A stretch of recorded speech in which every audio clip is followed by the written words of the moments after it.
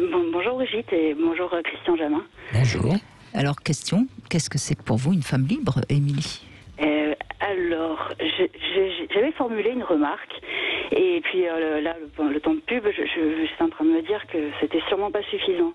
Mais j'aurais tendance à penser qu'une femme libre, c'est une femme qui sait ce qu'elle ne veut pas.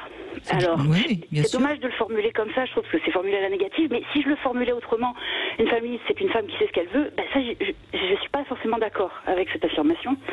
Mais pour autant, donc, une femme qui sait ce qu'elle ne veut pas, mais qui sait qu'il l'a intégré, qui est en phase, qui l'incarne presque, j'ai envie de dire. Quand elle sait ce qu'elle ne veut pas, je pense qu'elle se délivre un peu de certaines injonctions, oui. Oui, voilà. Oui. Oui, moi, tout à fait d'accord. D'abord, c'est un peu le thème qu'on avait eu la dernière fois que je suis venu parler avec vous. C'est le consentement. Consentir, c'est savoir ce qu'on ne veut pas. C'est pas forcément savoir ce qu'on veut. Et donc, ce que vous dites là me va parfaitement bien, parce qu'il est normal de ne pas toujours savoir ce qu'on veut, mais il n'est pas normal de ne pas affirmer ce qu'on ne veut pas.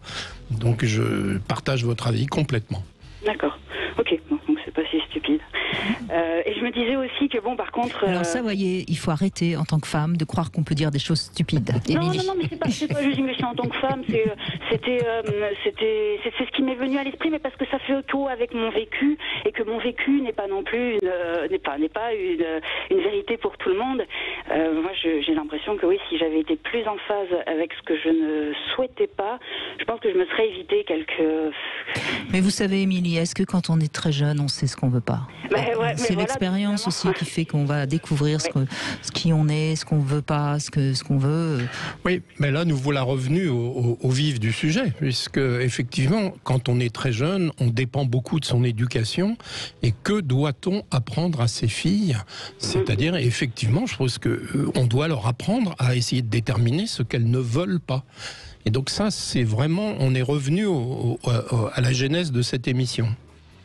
Oui, mais par contre, pour rebondir, même si en avançant, les générations quand même s'ouvrent davantage à des actions de parité, à reconnaître aussi la femme autrement que par un objet de fécondation et de tout ce qu'il y a autour de la femme, mais en même temps, à la télé, vous voyez des clips de jeunes chanteurs. Je ne sais pas si on peut appeler des artistes, mais de jeunes chanteurs qui inexorablement vont se déshabiller, être dans des tenues alléchantes, et c'est malheureux. Je me dis pourquoi parce que tant que ces images seront diffusées à la télé-réalité, j'en passe des meilleures, mais finalement j'ai l'impression qu'on maintient et nous qui en sommes responsables, en tout cas ceux qui regardent, mais ceux qui montrent de l'intérêt, et ils sont très nombreux.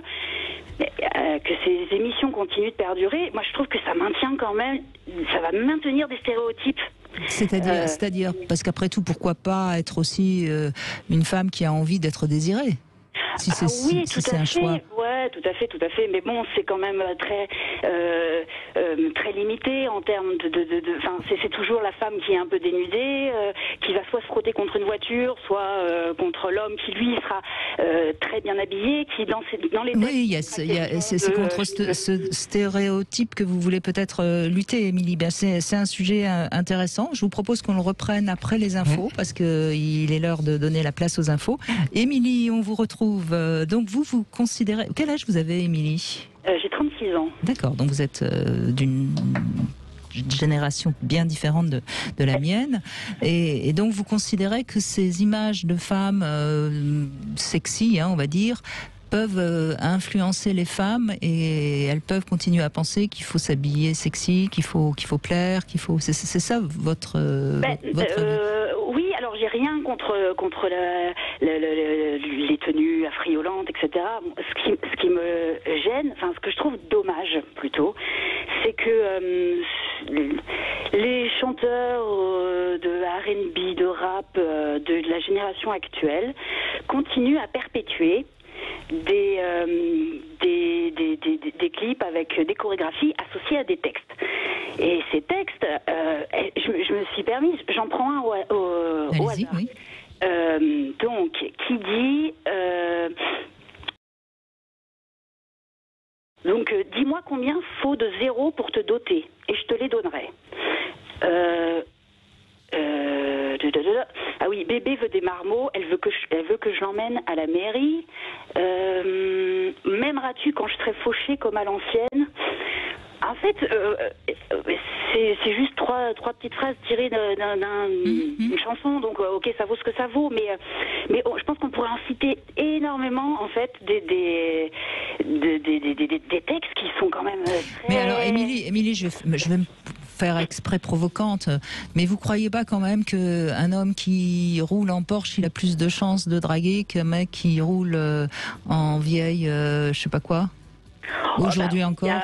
En vieille, je sais pas quoi. Il y a une nuance au milieu. Il y a quelque chose au milieu. Non, après, mais d'accord, mais c'est l'image que c'est ce que ça vient perpétuer comme légende urbaine, comme. Ben oui, mais c'est la réalité aussi, quoi. Mais oui, mais de ce moment-là, je me dis qu'on est mal barré quand même pour arriver à donner une définition et de ce qu'est qu'une femme libre si on continue à accepter. Enfin, je trouve ça dommage parce que là, il ne s'agit pas de choses très ancrées des générations précédentes et je trouve ça dommage que alors, je vais même dire autre chose de très choquant. Hein. Je préviens ceux qui m'écoutent, je fais exprès d'être choquante. Vous croyez pas que c'est plus facile d'être une femme libre quand on est jolie que quand on est laide? Oui, très certainement. Oui, bien sûr. Il y a plus d'opportunités voilà. Donc on peut faire plus de... Bien sûr. Donc c'est toujours le même problème. Est-ce que pour ça, il faut que toutes les femmes deviennent laides pour qu'il y ait une égalité? Non, mais alors, est-ce qu'être une femme belle, c'est être forcément une femme libre? Non. Blonde ou qui s'est fait un peu refaire les seins? Attendez, il y a de superbes blagues, je trouve, moi. Oui. Et d'ailleurs, je crois que Christian est très sensible à une blague qui passe beaucoup à la télé. Ça y est, je suis découvert. Donc non, il faut pas forcément être blonde. Non, Émilie. Oui, non, mais blonde ou en tout cas, comment dire... La beauté, là on prend les extrémités, être très belle, être laid, mais il y a beaucoup de femmes très jolies et qui ne font pas un 36, qui n'ont pas une grosse poitrine. Non, mais en même temps, je vais vous aider parce que je me suis fait exprès provocante. Marguerite Duras était une femme libre, Simone Signoret était une femme libre, et pourtant c'était pas des femmes canons au sens, vous voyez. Donc c'est pas non plus. Je faisais exprès un petit peu d'aller dans les extrêmes. Je crois qu'il faut faire attention, Émilie, pour que les femmes soient libres, il faut leur laisser toutes les ouvertures, toutes les opportunités. Et si elles ont envie d'être sexy, elles ont le droit, sans que pour autant elles soient harcelées. Si elles ont envie de s'habiller vraiment comme des mecs, elles ont le droit sans pour autant être considérées comme des femmes qui ne sont pas des femmes. Vous voyez, c'est déjà ce discours-là qu'il faudrait arriver à transmettre. Oui, c'est exactement ce qui a été dit tout à l'heure, c'est savoir ce que je ne veux pas. C'est-à-dire que si on est provoquant et que ça provoque, si je puis dire, il ne faut pas se plaindre. Mais encore une fois, il faut avoir conscience de ce qu'on fait. Oui, tout à fait. Mais Donc moi, je vous invite, Émilie, mais encore une fois, je veux pas vous mettre mal à l'aise, donc je vous demande pas d'une réponse, mais je vous invite à comprendre ce que ça signifie pour vous d'être un petit peu agacé de ces femmes ou de ces images que vous voyez de femmes qui sont habillées comme ça, un peu sexy, quoi. Est-ce que ça parle de vous, ça, ce que vous voyez? Oui, certainement, mais c'est surtout que c'est associé à des chansons qui ont des textes qui sont fatigants de reproduction de stéréotypes, de clichés. Et c'est surtout ça qui me gêne, c'est que des nanas et que ça se regarde en plus, que des petites filles, des petits garçons prennent plaisir à regarder des nanas qui qui se mettent dans des postures, qui mettent en avant leur corps, ok, ça très bien, mais sur des chansons qui en fait fait de la femme un portrait pas si flatteur que ça. Non, mais vous avez, Émilie, vous avez raison. Il y a un paradoxe actuellement. À la fois, il y a de plus en plus de choses qui sont dites par rapport au consentement, au harcèlement, etc. Et par exemple, on s'intéresse quand même beaucoup au féminicide, alors qu'il y a 20 ans, ça passait jamais au journal de 20h quand il y avait un féminicide. Maintenant, dès qu'il y en a un, on en parle. Donc tout ça va dans le bon sens pour que les femmes soient protégées. Et en même temps, parallèlement, la pornographie n'a jamais été aussi violente avec les femmes. Les rappeurs ont parfois des paroles qui sont d'une violence vis-à-vis des femmes. Donc on a un choc comme ça qui est très paradoxal. Et c'est vrai qu'il y a, mais ça veut dire quoi? Ça veut dire qu'on est dans un moment, je pense, de la société où on n'a plus les bons repères, on ne sait plus très bien. Et c'est pour ça, je pense, que Christian Jamin avait envie d'aborder ce thème aujourd'hui. Il me semble, hein, Christian. Oui, mais c'est justement, encore une fois, je voudrais revenir là-dessus, c'est justement ce qu'on doit apprendre à nos filles, c'est de savoir ce qu'elles peuvent accepter, ce qu'elles peuvent pas accepter. Et donc, elles, si on ne fait pas ça, elles n'ont pas de repères. Et quand elles arrivent dans la vie, elles ne savent pas ce qu'elles veulent pas, et elles finissent par vouloir ressembler à tout ce qui est provoquant. Donc, je pense que la question était au départ là. Apprenons à nos enfants ce qui n'est pas acceptable. Voilà, ça je crois. Oui, mais ce qui n'est pas acceptable pour tel parent, ça ne sera pas la même chose pour un autre parent. Et c'est là où on se heurte encore une fois à une société où il n'y a plus une culture universelle, me semble-t-il. Non? Vous êtes d'accord ou pas, Émilie, Christian?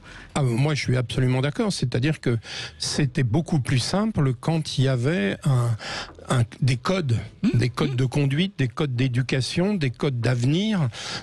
Aujourd'hui, il n'y a plus beaucoup de codes, donc on ne sait plus effectivement très bien ce que on doit rejeter ou pas, et on dit que chaque individu doit être capable de le faire, mais si on n'a pas été armé pour ça, on ne le fera pas. Voilà, donc Émilie, si vous avez une fille? Oui, tout à fait, qui a, au boulot. Moins de 2 ans, ouais, donc oui, effectivement, ça m'inquiète, à toute raison gardée, bien sûr, mais oui, quand on sait que maintenant, les enfants sont exposés beaucoup plus tôt à des images violentes, que ce soit dans la pornographie ou non,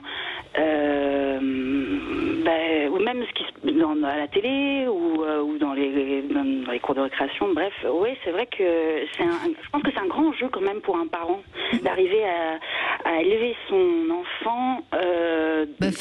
Faites-vous confiance et osez lui donner vos repères.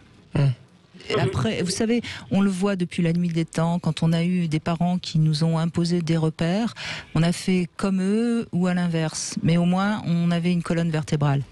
Et parfois, on a été complètement à l'inverse, mais au moins, on avait une colonne vertébrale. Je crois que le pire pour des parents, c'est de dire à un enfant de 3 ans, tu veux une glace au café ou une glace au chocolat? Vous voyez, parce qu'à 3 ans, on ne sait pas. Tu veux être un garçon ou tu veux être une fille? À 3 ans, on ne sait pas ce qu'on est. Vous voyez, moi, je suis très inquiète, par exemple, avec les questions de genre, où il faudrait presque demander aux petits garçons et aux petites filles s'ils veulent vraiment être un petit garçon ou une petite fille. Vous voyez, Oui, je suis tout à fait d'accord avec vous. Donc, en tant que parents, soyez sûrs de vous, imposez vos repères et vous aurez fait votre boulot. Oui, et puis surtout, ayez vos valeurs. Pour moi, avec le temps, ce que je peux dire, si je puis dire, c'est toutes les éducations que j'ai vues désastreuses, ça a été que lorsque les parents n'avaient, semble-t-il, eux-mêmes pas de repères. Et donc, je pense que ça n'a rien d'anormal de donner des repères à ses enfants, même si c'est pour qu'ils les rejettent après, mais les enfants ont besoin d'être cadrés. Et donc, si vous aimez pas ces images-là, vous le dites à votre fille et vous lui dites, je veux pas que tu regardes ça. Et vous aurez raison. Elle sera amenée à les regarder, il faudra que je les laisse qu'elle les regarde, et après ça va tout dépendre de la communication qui va pouvoir être mise en place et la réceptivité de chacun. Mais ouais, c'est ça va faire partie en tout cas des sujets de conversation, forcément. Eh ben, écoutez, vous en avez pour quelques années, hein, Émilie. C'est formidable. Merci en tout cas de cet échange. Merci à vous.